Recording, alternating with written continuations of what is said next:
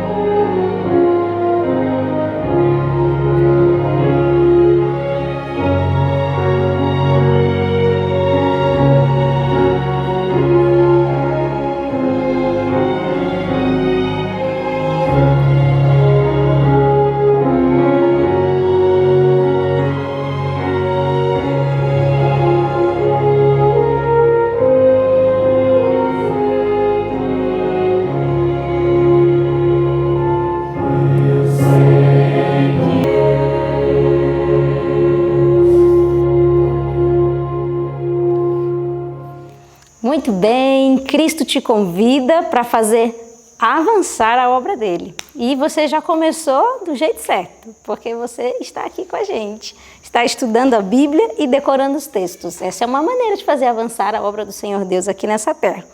Então, eu quero te desafiar a pegar a tua Bíblia, abrir lá na carta de Tiago, no capítulo 5. Vai lá.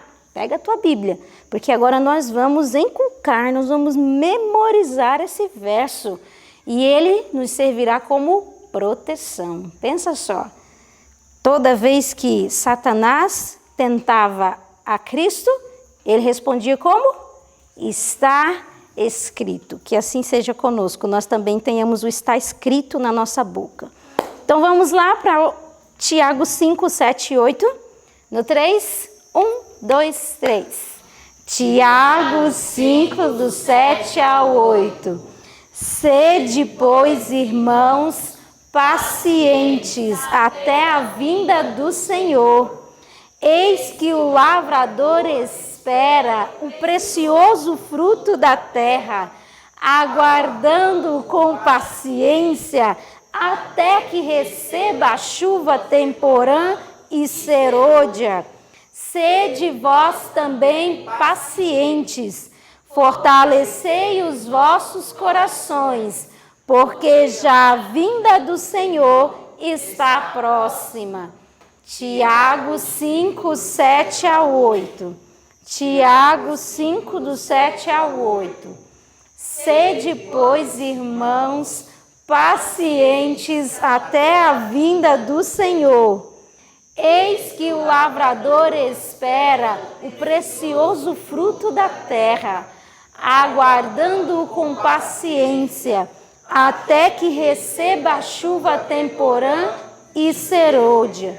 Sede vós também pacientes, fortalecei os vossos corações, porque já a vinda do Senhor está próxima. Tiago 5, 7 e 8. Tiago 5, 7 a 8. Sede, pois, irmãos, pacientes até a vinda do Senhor. Eis que o lavrador espera o precioso fruto da terra, aguardando-o com paciência, até que receba a chuva temporã e serôdia. Sede vós também pacientes, fortalecei os vossos corações, porque já a vinda do Senhor está próxima. Tiago 5, 7 a 8. Que a paciência que está escrita aqui esteja no teu coração e no meu. Que Deus te abençoe nesse estudo de agora. Bom dia, igreja! Bom dia! Todos os dias a gente fala isso, né? Bom dia, igreja! Mas esse é o desejo de que o dia seja bom. E a prova de que o dia vai ser bom é quando a gente já começa ele crendo que vai ser bom, apesar do que acontecer.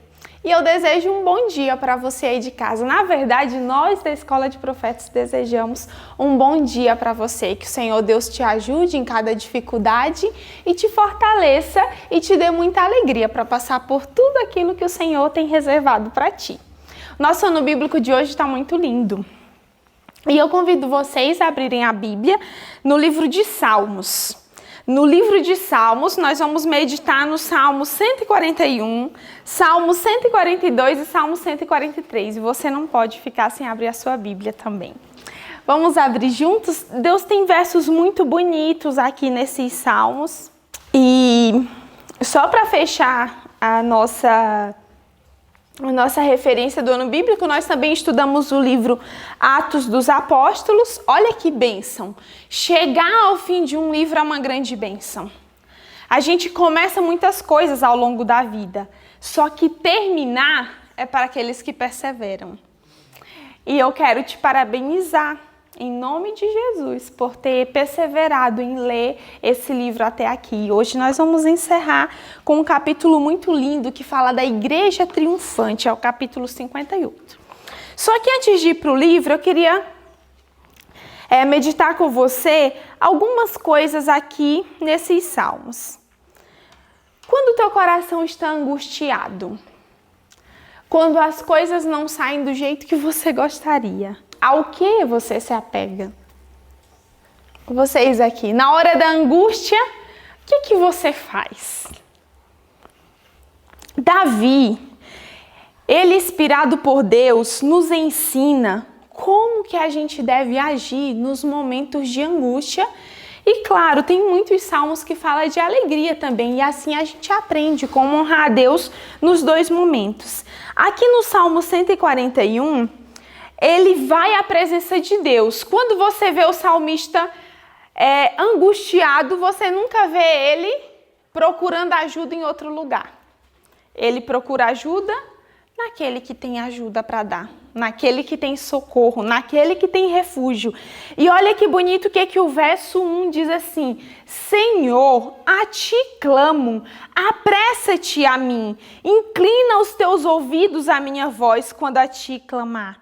Suba a minha oração perante a tua face como incenso, e as minhas mãos levantadas sejam como o sacrifício da tarde.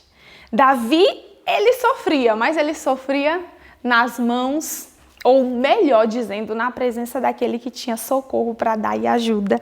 E Deus o ouvia sempre. Eu também achei muito bonito, e eu não sabia disso, aprendi lendo o ano bíblico.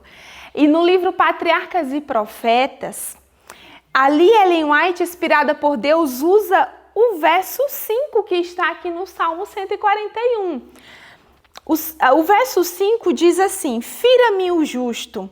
Será isso uma benignidade? Repreenda-me. Será um excelente óleo que não me quebrará a cabeça, pois a minha oração também ainda continuará nas suas próprias calamidades. E esse verso se aplica a uma parte muito importante da vida de Davi. Vocês lembram que parte é essa? Alguém tem uma suposição? Profeta Natan? Ainda não, mas você foi no rumo. Esse verso 5, ele é usado, Ellen White explica que esse verso, ele foi inspirado na história quando Davi foi repreendido pela Abigail, a sábia Abigail. E ela vai lá e ela, com toda a serenidade e todo o Espírito de Deus, e ela ali, de um modo muito bonito e com muito tato, ela faz uma repreensão a Davi. E ele escreve esse verso aqui, e olha que bonito, né? Fira-me o justo e isso será uma benignidade. Então, naquele momento, ele entendeu por aquela repreensão daquela mulher que ela foi usada por Deus para evitar uma grande tragédia, né? Porque Davi, em resposta ao que Nabal tinha feito, ele já estava disposto a cometer algo que ele ia se arrepender depois por conta dos resultados, né? E agora no Salmo 142, começa falando da mesma coisa, né? Com o mesmo clamor. E aí ele vai dizendo que derrama a queixa dele perante a face do Senhor, ele expõe a angústia dele. E eu quero te dizer que quando o nosso espírito está angustiado, quando nós nos sentimos oprimidos e tristes, é como se nós estivéssemos dentro de uma prisão. E de fato é uma prisão, quero te dizer que é uma prisão emocional. E talvez eu esteja falando para você que nesse dia amanheceu assim, se sentindo tão ruim, tão angustiado, quem sabe com uma preocupação, com algo que você tem sofrido. Eu quero te convidar a ir na presença de Deus assim como Davi foi. E olha o que Deus está te dizendo nessa manhã, que Ele pode fazer na sua vida. Verso 7. Tira a minha alma da prisão, para que eu louve o teu nome. Os justos me rodearão, pois me fizeste bem. Eu quero dizer que o Senhor pode sim tirar a tua alma da prisão. O Senhor pode sim tirar a tua alma da angústia e da tristeza. O Senhor pode sim nos livrar de toda e qualquer prisão. E quando as pessoas olharem, elas vão ver a bondade, aquilo que o Senhor fez de bom na nossa vida. No Salmo 143, há muitas outras reflexões. Que nós temos aqui um tempo limitado, porque a Bíblia é um tesouro inesgotável. Então nós temos muitas coisas para meditar nesse Salmo.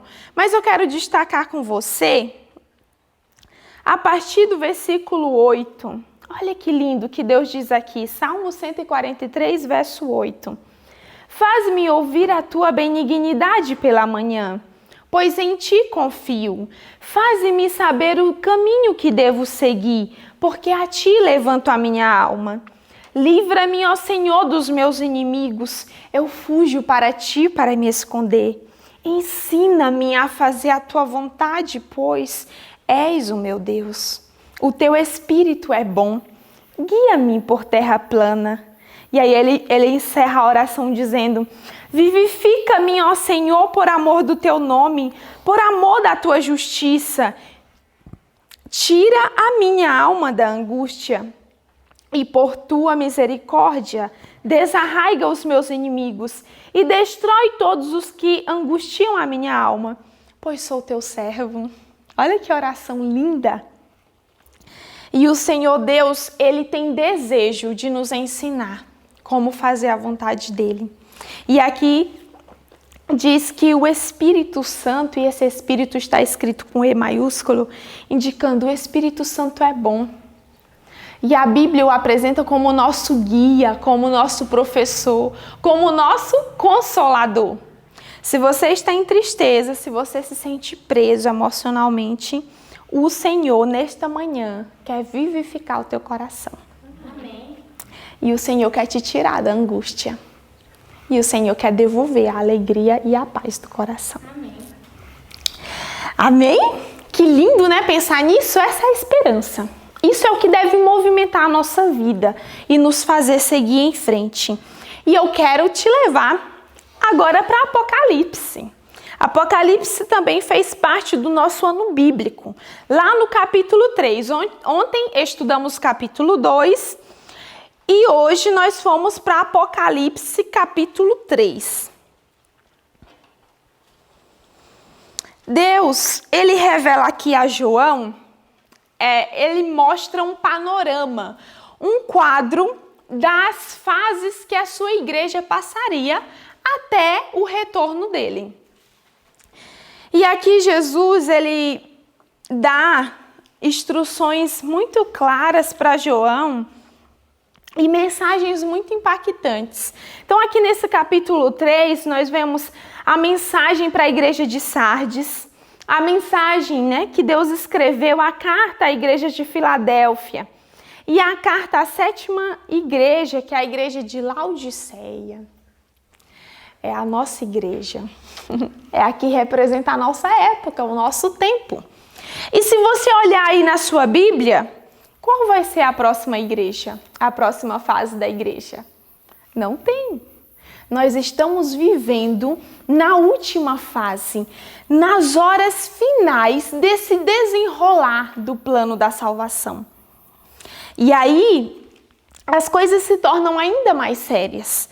O tempo está passando rápido e logo vai chegar a eternidade outra vez. E Deus aqui, ele nos diz que ele conhece as nossas obras. Aqui no verso 3, ele diz assim, que nós devemos vigiar. Olha a mensagem do verso 3. No verso 1 é o que eu acabei de dizer, né? Conheço as tuas obras, que tem nome de que vives e estás morto. Então Deus está dizendo aqui, eu estou por dentro, eu conheço a minha igreja, eu conheço você, eu conheço a realidade. Mas aí o Senhor, ele fala que conhece, mas ele nos dá esperança, porque Deus nunca nos aponta o pecado sem nos dar uma esperança. Deus sempre diz, filho, é assim, mas a solução é assim. E olha o que é que Deus diz. Ele fala no verso 3, lembra-te, pois, do que tens recebido e ouvido, guarda-o e arrepende-te. Olha que é a solução de Deus. Se não vigiares, virei sobre ti como um ladrão, e não saberás a que hora sobre ti virei. Por quê? Aquele que vigia, aquele que está atento à voz de Deus, ele não vai ser pego de surpresa. É o que Paulo disse, o dia do Senhor vai vir como ladrão para aqueles que não estão atentos. Mas os servos de Deus vão estar atentos aos sinais. Vigia, guarda, ouve o que o Senhor Deus está falando. E aqui ele traz uma esperança linda. Verso 4 diz que, mas também tens em Sardes algumas poucas pessoas que não contaminaram suas vestes. E comigo andarão vestidas de branco, porque são dignas disso. O que vencer será vestido de vestes brancas, e de maneira nenhuma riscarei o seu nome do livro da vida, e confessarei o seu nome diante de meu Pai e diante dos santos anjos. As vestes na Bíblia, elas sempre representam a justiça de Cristo. Nos tornaremos justos através do nosso Mestre Jesus. E diz aqui que andaremos com Ele, andaremos com vestes puras. A pureza que vem do Mestre vai se tornar a nossa pureza. É uma justiça imputada, que coisa linda. Mas é somente para aquele que vencer. Como que se vence? Lembrando, guardando, ouvindo e nos arrependendo. É assim que nós nos preparamos para nos encontrar com o Mestre. E assim, não vamos ser pegos de surpresa. Na 6ª carta para a igreja de Filadélfia, e essa carta a gente aprende ela. E aqui na 6ª carta à igreja de Filadélfia, Olha que coisa linda, essa carta a Escola de Profetas conhece bem. Nós decoramos essa carta e olha quanta coisa o Espírito Santo tem feito. Nós já decoramos 7 versos.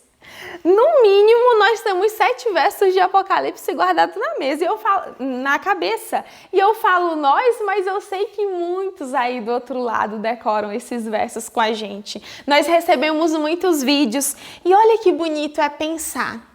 Já parou para pensar que assim como você aprendeu a carta à Filadélfia, o Espírito do Senhor pode gravar na sua mente muitos e muitos outros textos? E como muitas vezes nós perdemos tempo em não guardar esses textos na cabeça, né? E aqui há uma promessa linda demais.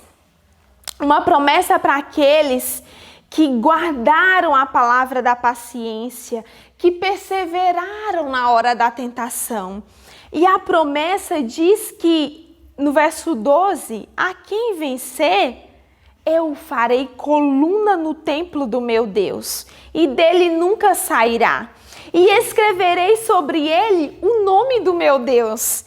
Mas não só isso, diz que vai escrever também o nome da cidade do meu Deus, a nova Jerusalém, que desce do céu do meu Deus, e também o meu novo nome. Que nome será que você vai ter lá no céu, que eu vou ter lá no céu? O Senhor Deus já tem tudo preparado. E eu quero dizer que aqui na Bíblia está escrito a quem vencer. Mas eu quero dizer que o Senhor já sabe quem vai vencer e o Senhor já tem vitória para você. Amém. Quando Deus nos criou, quando Deus nos dá vida e nos permite nascer, Deus não está fazendo um teste. E eu sei que isso pode parecer clichê, quem sabe você já ouviu isso outras vezes. Mas eu quero te dizer que é verdade mesmo. Deus tem um modo, uma maneira de fazer a tua vida dar certo. Amém. Deus tem um modo e uma maneira de te fazer vencer. Quando a Bíblia diz a quem vencer, é porque tem um grupo dos vencedores. E em nome de Jesus, o Senhor está nos convidando nessa manhã, mais uma vez, a fazer parte do grupo daqueles que vencem. Escola de Profetas, Deus está nos convidando a fazer parte do grupo dos que vencem. Quando nós lemos Apocalipse, muitas vezes o Senhor diz, filhos, ao vencedor, ao vencedor, ao vencedor, a quem vencer. Se Deus fala isso, é porque tem o grupo dos que vencem. Amém. E nós precisamos estar nele. Porque o Senhor, ao nos criar, ele já tinha uma solução e um modo, César, para fazer a tua vida dar certo. Para fazer a tua vida, Juju, dar certo em nome de Jesus. Amém. A sua vida, Raquel, Deus tem tudo planejado. Agora, como que se vence? Ouvindo, guardando, aceitando. O Senhor diz que quem tem ouvidos, ouça o que o Espírito diz às igrejas. O Espírito Santo não para de trabalhar. No meu coração, no teu coração, coração de cada um de nós. Pensa aí quantas vezes hoje o Espírito Santo falou com você. Quantas vezes o Espírito de Deus falou com você? O Espírito Santo continua falando. Por último, aqui na carta para Laodiceia, além de deixar claro que o Senhor conhece as obras, o Senhor nessa carta, ele faz um convite muito bonito. E é o convite expresso no verso 18, que ele diz, olha, vou te dar um conselho, filho. E sabe qual é o conselho? Compres ouro provado no fogo para que te enriqueças. Compre roupas brancas, né? Mas aqui eu adicionei o compre, mas não aparece. E roupas brancas, né? Para que te vistas. E não apareça a vergonha da tua nudez. O que isso quer dizer? Aceita a justiça de Cristo. Não tenta se salvar pelas tuas próprias obras, a tua própria justiça.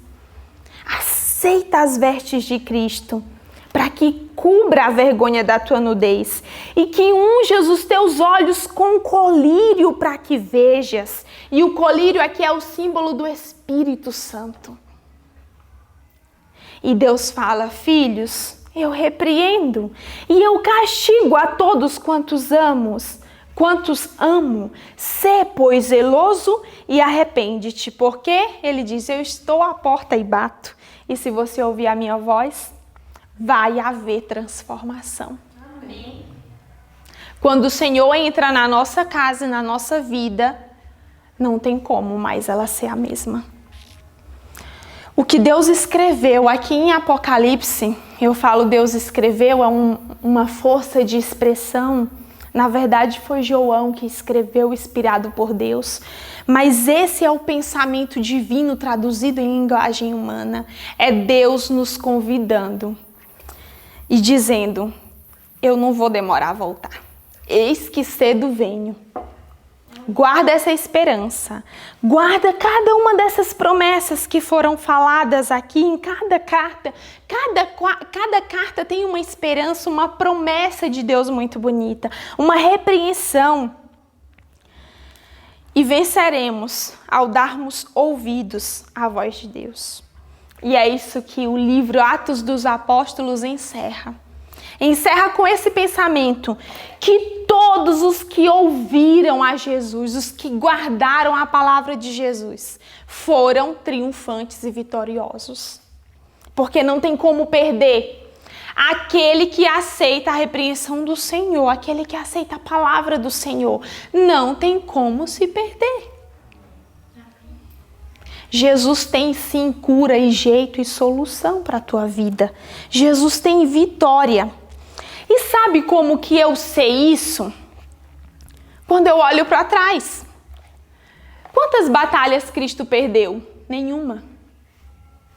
A igreja de Deus foi triunfando, mesmo em meio à provação, mesmo em meio a fogo, mesmo em meio a sangue, a igreja de Deus foi triunfando.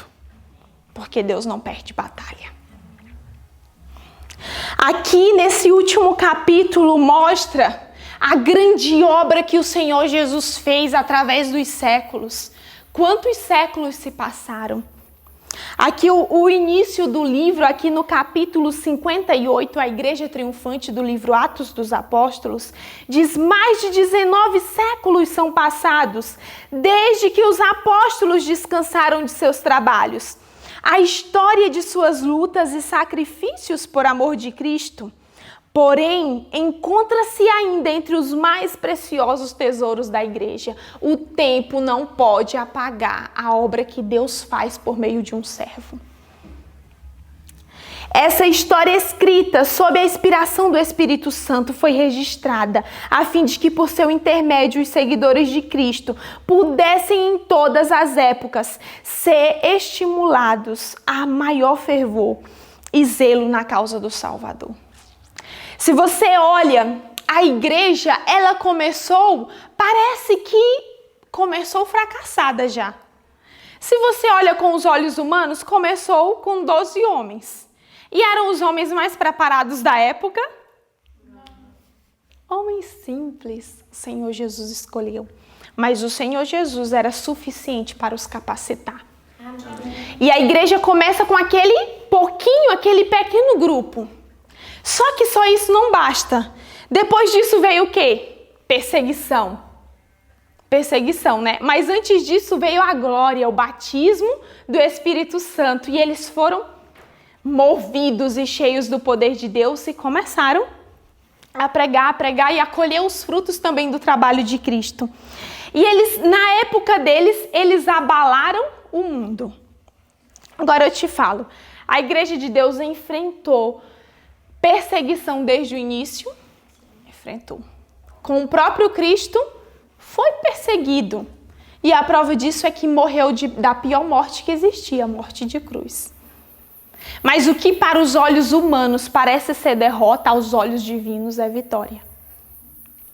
O jeito do céu olhar as coisas é diferente da terra. E a igreja começa com esses homens e a igreja sofre perseguição. E muitos ali dão a vida. E há uma grande e aparente destruição, porque muitos morrem pelo evangelho. Mas diz que o sangue dos mártires é como uma semente, e vai brotando, e vai brotando, e vai brotando, e vai vindo outros fiéis. Tinha algo de especial na vida desses homens que fazia com que eles permanecessem em face da tribulação. Nós vimos em todo o decorrer do livro Atos dos Apóstolos como os discípulos foram sofrendo, como o apóstolo Paulo sofreu. O que era o diferencial na vida desses homens? Quero dizer a vocês que o que faz um discípulo permanecer até o fim é a comunhão dele com Deus, que o sustenta e que o faz perseverar. Diz que aqui no parágrafo, achei no teu livro o parágrafo que começa, os discípulos eram homens, diz assim, os discípulos eram homens que sabiam falar e orar com sinceridade, homens que sabiam apropriar-se do poder do forte de Israel.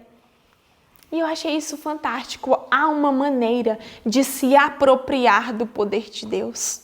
E diz que eles tinham essa maneira, eles descobriram essa maneira, né? Eles tinham um modo de falar e de orar que alcançava os corações.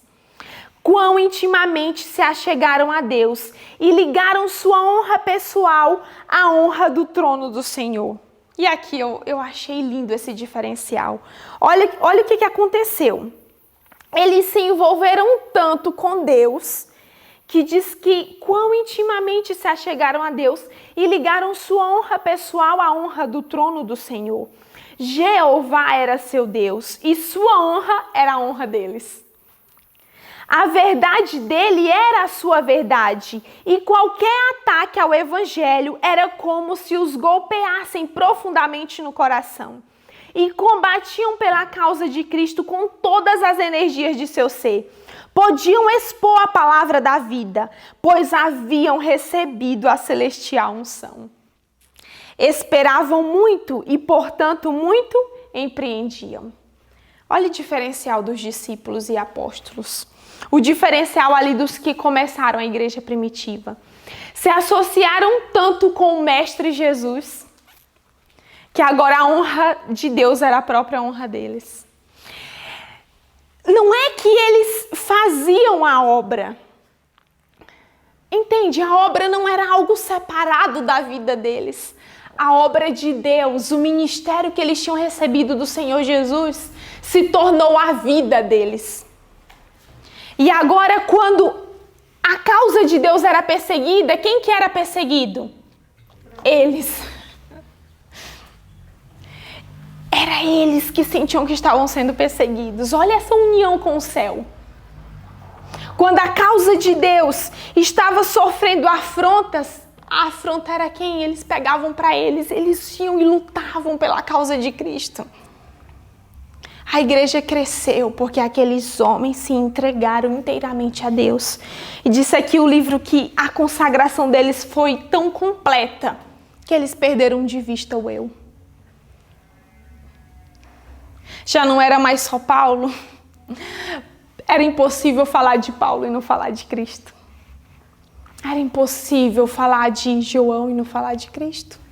Falar de Timóteo e não falar de Cristo. A vida deles se uniram com a de Cristo e se tornou uma.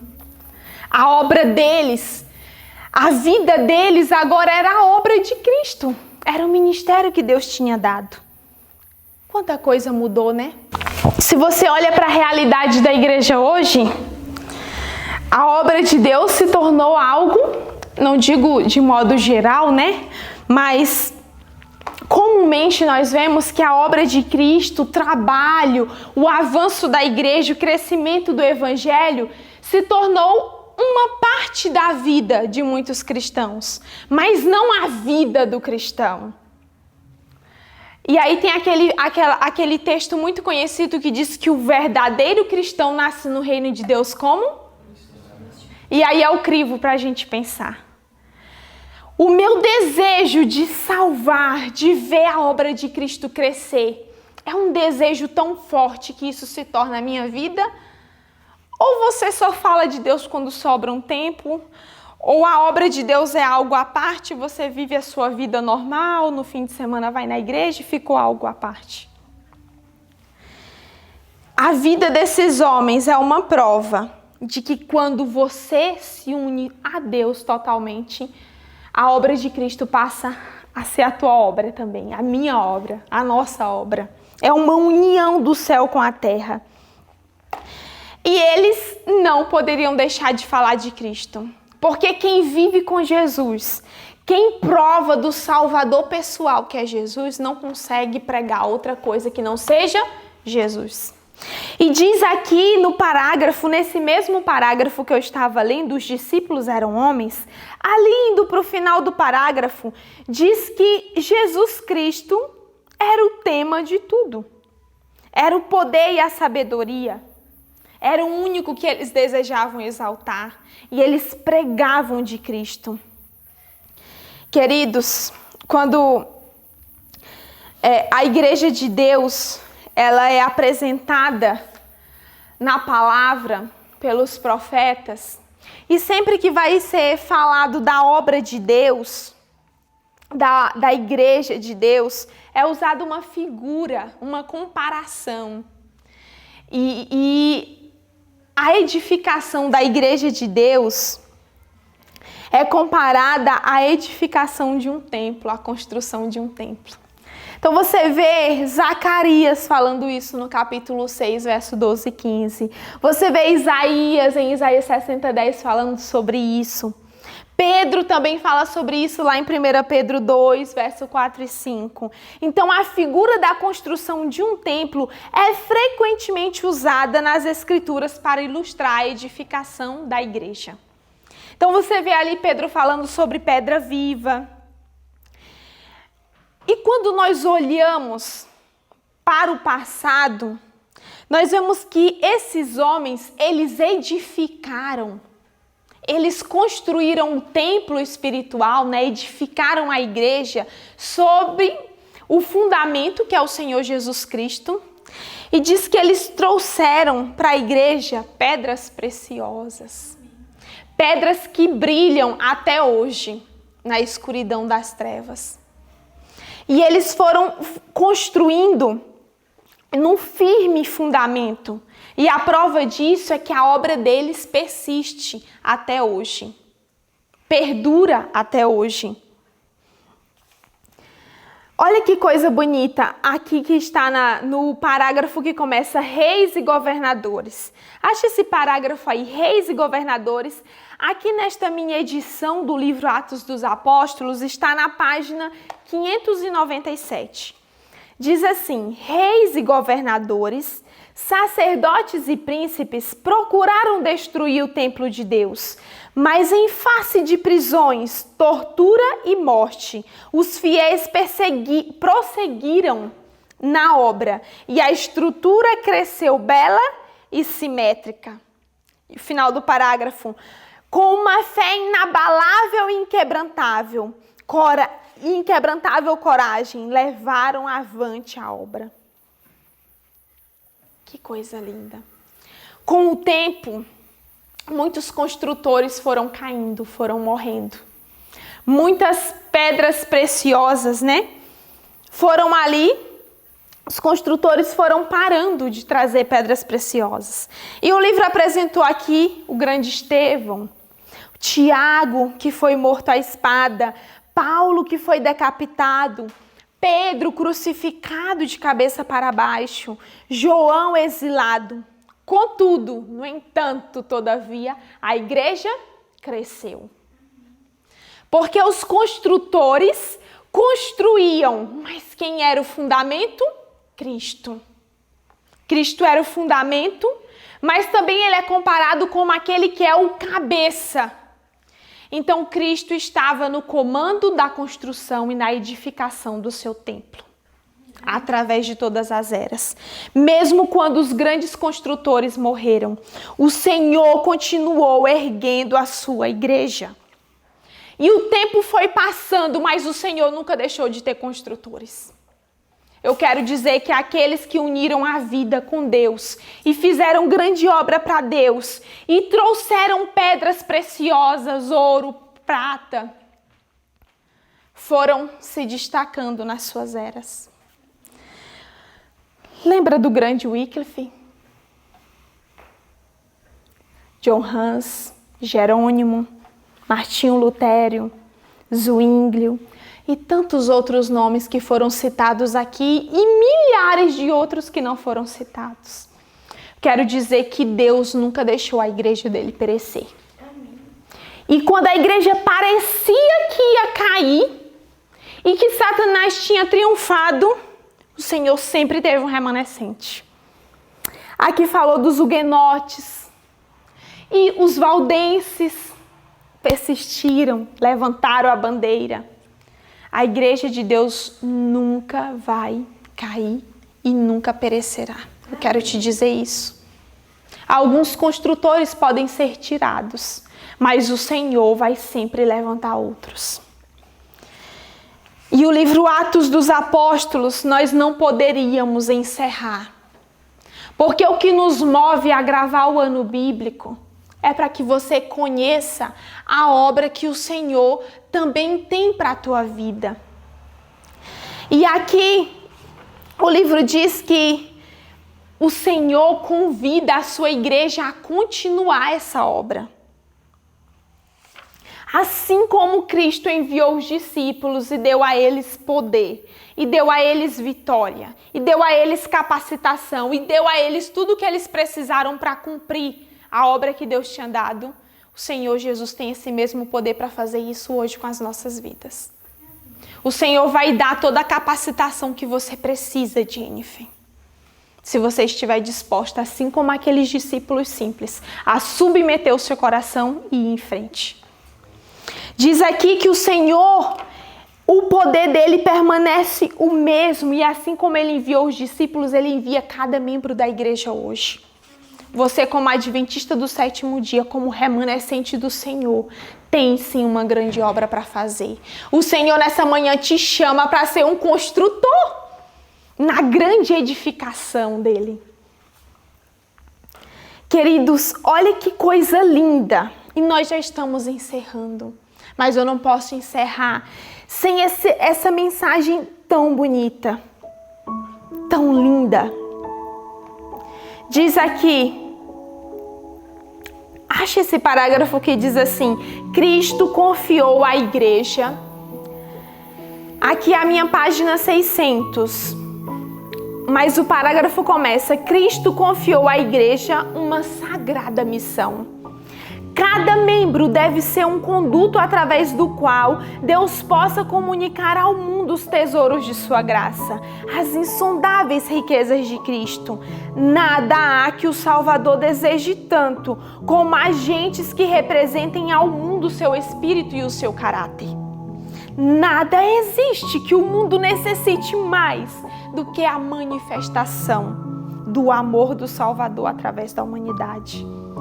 E eu quero dizer que todo o céu está à espera de homens e mulheres, por cujo intermédio possa Deus revelar o poder do cristianismo. É você esse homem.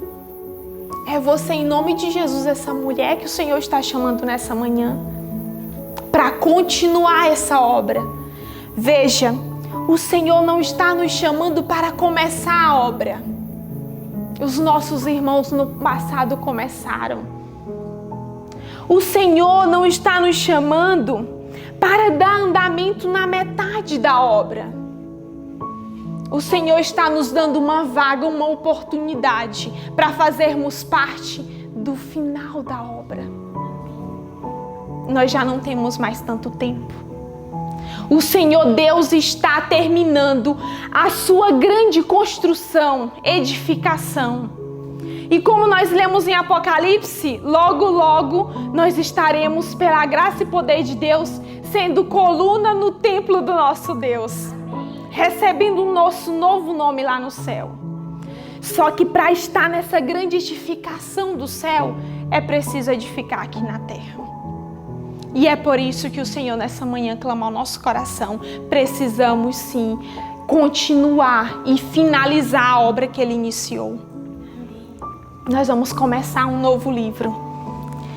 No livro Grande Conflito, nós vamos ver como os homens continuaram a construir o edifício de Deus e o templo de Deus ao longo das eras até chegar na nossa era. E eu não posso deixar de clamar ao teu coração, dizendo, não desista do ano bíblico. Nós vamos chegar no livro Grande Conflito. E eu não vou te enganar, você vai sim enfrentar muita luta espiritual. Ler o Grande Conflito não é fácil. Exige perseverança e oração na presença de Deus, porque eu sei que Satanás vai tentar te desviar dessa leitura.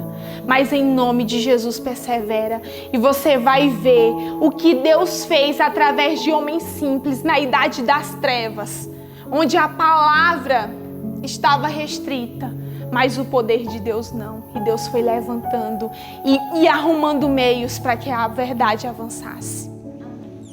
Nós estamos vivendo numa época diferente. Nós temos a Bíblia, um grande tesouro.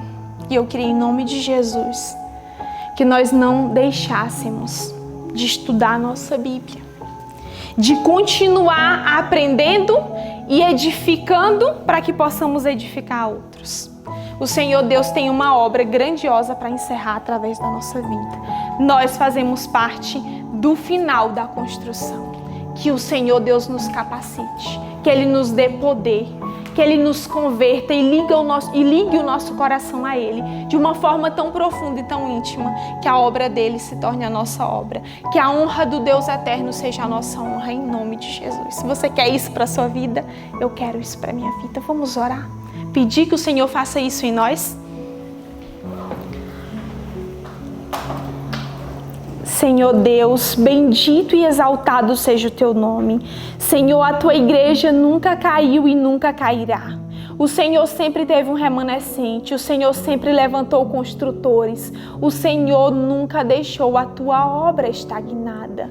Senhor Deus, nós entendemos o teu chamado e pedimos que o Senhor nos capacite, que o Senhor nos dê poder, que o Senhor nos batize com o teu santo e bom Espírito, para que possamos alcançar todas as promessas e as verdades que o Senhor revelou ali no livro do Apocalipse. Eu sei, Senhor, que já tem tudo preparado e nós só precisamos perseverar. E ao que vencer, vai herdar todas as coisas do teu reino, todas as coisas que o Senhor já preparou. Faz, Pai, de cada um dos que assistem e dos meus irmãos que estão comigo aqui, faz de cada um de nós vencedores em Cristo Jesus. Que o Senhor quebre todas as prisões da nossa alma, que o Senhor quebre as angústias, tudo aquilo que Satanás possa usar para nos impedir de vencer. Que possamos continuar construindo e edificando, mesmo em meio a lutas e provações. Que possamos ser vitoriosos, assim como os nossos irmãos, os discípulos foram. Em nome de Jesus, amém. Amém. Que o Senhor Deus te abençoe muito, que você lembre disso durante este dia. Medite e até amanhã.